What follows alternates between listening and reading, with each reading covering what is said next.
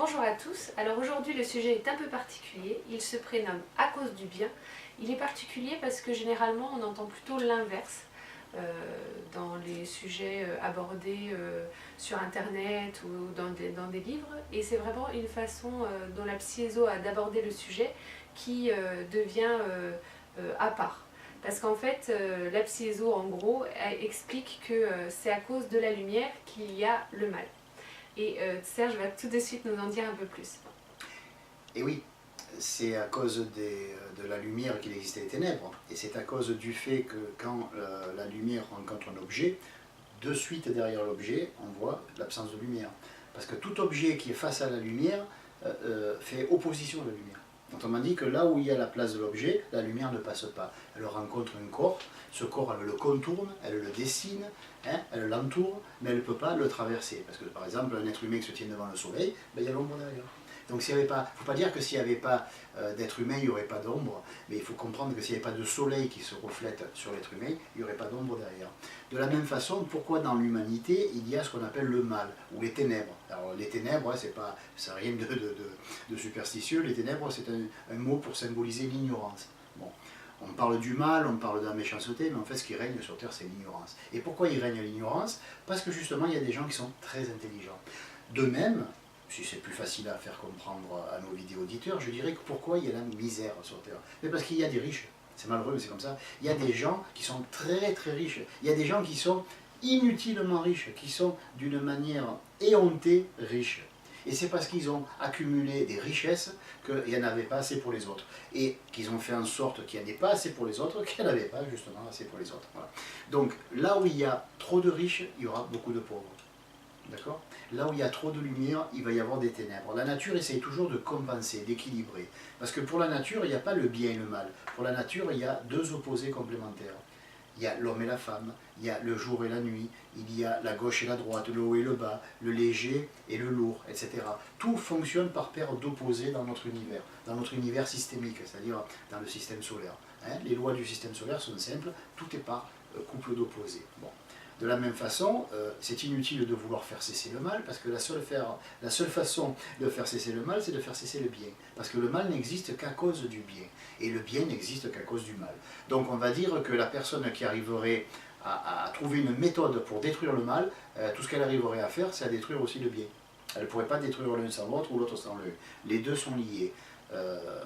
Il est clair que si on veut annuler un couple, il suffit de tuer l'homme ou la femme. Il est inutile de tuer les deux, si on en tue un, on annule le couple. De la même façon, si on fait cesser les ténèbres, on fait cesser la lumière. Voilà. Parce que les ténèbres sont peut-être l'absence de la lumière, mais en attendant, ils n'existent entre guillemets, parce que bon, les ténèbres n'existent pas vraiment. Mais par contre, on ne peut pas dire sur Terre qu'il n'y a pas d'ignorance, on ne peut pas dire sur Terre qu'il n'y a pas de mal. Moi une fois j'avais dit ça à quelqu'un, que j'étais très très jeune, j'avais dit oh, il paraît que le mal n'existe pas. Et la personne m'a pincé le bras cruellement, j'ai hurlé, elle m'a dit et ça existe. Voilà. Ça m'est resté marqué et je me suis dit waouh, c'est un grand enseignement qui m'a fait un bleu pendant 3-4 jours, mais c'est un enseignement de valeur quand même. Voilà. Donc il ne faut pas crâner, il ne faut pas dire oh les choses sont relatives, il n'y a pas de bien, il n'y a pas de mal, comme une fois on entend les gens dire ça, mais faites-leur un coup vache ou une crasse et vous allez voir ils vont faire des bons comme ça et se mettre à hurler. Ou alors qu'elle se fasse virer par son patron, cette personne qui dit ça, et vous allez voir que le mal il va de suite exister et il sera incarné par son employeur. Voilà. Donc l'être humain d'une manière générale est hypocrite. Bon, c'est sa nature. Voilà. On fait avec, il est menteur, il est hypocrite, il est peureux, il est lâche, etc. Bon. Donc si on comprend qu'une fois qu'on fait avec une chose, on peut minimiser les dégâts, et que les dégâts ne viennent pas à cause des choses, mais à cause du fait qu'on les rejette, qu'on les nie, qu'on les refoule, qu'on essaye de faire comprendre qu'on est différent. Or, on n'est pas différent. On est tous aussi, si j'osais, je dirais que l'être humain, d'une manière particulière, il est un peu con. Et c'est parce qu'il est un peu con et qu'il s'accepte con qu'il en devient intelligent à force d'accepter sa connerie. Mais s'il veut rejeter sa connerie, s'il veut dire « Ah mais moi je suis moins con que les autres » ou « Je suis plus intelligent », à ce moment-là il sera vraiment plus con que la moyenne. Voilà, parce que ce n'est pas la bonne solution. Donc, où je veux en venir, parce que ça pourrait être de la philosophie, de comptoir et qui sert strictement à rien. Imaginons que nous ayons un problème sur les bras. Nous disons par exemple, voilà, cette personne-là est trop méchante envers moi, ou cette personne-là est trop, je sais pas moi, agressive. Voilà, chacun ses expressions, moi ce sont les miennes, chacun va rectifier. Elle est au boulot, il y a une camarade de boulot, ou alors une personne personne qui est dans le bureau avec nous, si nous sommes bureaucrates, qui nous agresse, qui est méchante, qui nous lance des piques, etc. Bon, on pourrait se poser la question, pourquoi cette personne fait ça? Alors, en tant que psiéso, la réponse, je l'ai. Pas pour telle ou telle personne, mais je l'ai en général, parce que c'est une loi. Pourquoi la personne se permet de faire ça? Mais parce qu'on la laisse faire. Et pourquoi cette personne est noire? Parce qu'on est trop lumineux, tout simplement. Donc une personne qui perd son temps à dire pourquoi les gens sont méchants, elle devrait dire, bon, allez, soyons intelligents, du moins pas trop cons.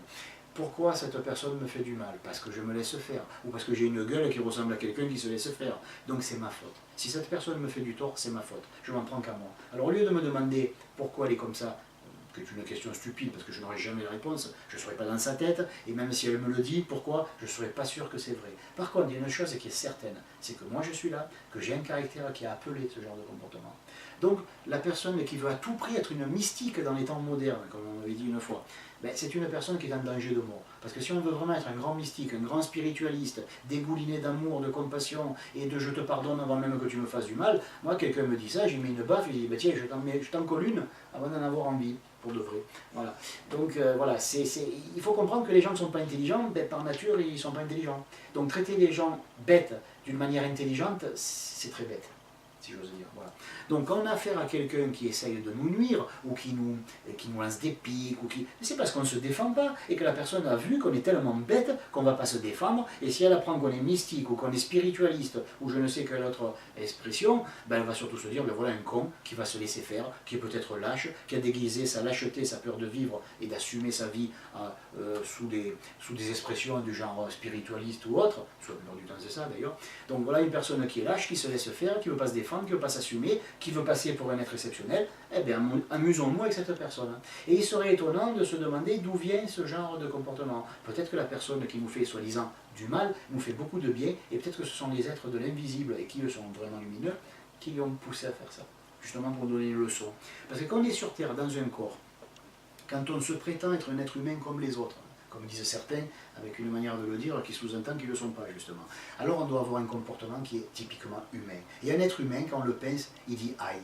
Et quand un être humain, quand on n'arrête pas de l'embêter, il se tourne et met une baffe. Ça, c'est un être humain. Après, il y a des êtres supérieurs, qui agissent comme des êtres supérieurs. Et quand on veut montrer un comportement différent, c'est qu'on a derrière la tête l'idée de montrer qu'on est un être supérieur. Or, je ne connais pas d'humain qui soit un être supérieur. Un être supérieur, c'est un être qui n'est plus humain. Or, pour l'instant, on est tous entre humains, et il n'y a que des humains parmi nous, donc on devrait se comporter comme des humains. Moi, quelqu'un qui me fait du mal et qui ne s'excuse pas, ben je l'explose. Voilà. Si j'ai un couteau, je le lui plante. Et s'il me fait du mal, ben je vais lui en faire 2 fois plus. Pourquoi? Parce que je suis un être humain. Et là, on va me respecter parce qu'on sait que c'est pas parce que je m'occupe de choses bizarres que nécessairement j'ai un caractère tordu. Non, je suis comme tout le monde. Si on me fait du bien, je remercie. Si on me fait du mal, je me venge. Tout simplement. Voilà.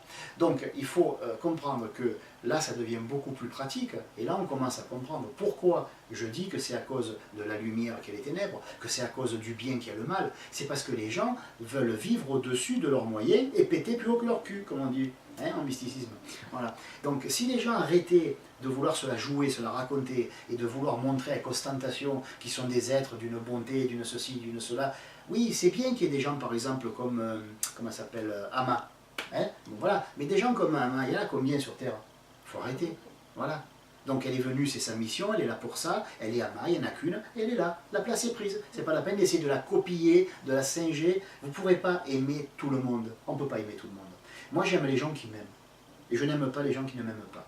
Parce que pour moi, les gens qui ne m'aiment pas, ce sont des imbéciles. Voilà, tout simplement. Donc on peut assumer sa propre petite fierté d'être humain, sans pour autant passer pour un uluberlu et se comporter comme si on était un mélange de l'abbé Pierre, de Sœur Teresa, de Ama et de je ne sais plus qui d'autre. Voilà. Donc il faut comprendre que, étant un être humain, on doit se comporter comme un être humain. Et c'est quand on se comporte comme un être humain, qu'on assume son humanité, que là on devient quelque chose d'extraordinaire. On devient un humain digne de ce nom, tout simplement. Alors, si vous aussi vous avez des questions sur le sujet, n'hésitez pas à nous les envoyer à l'adresse qui s'affiche en bas de l'écran. Merci, à bientôt.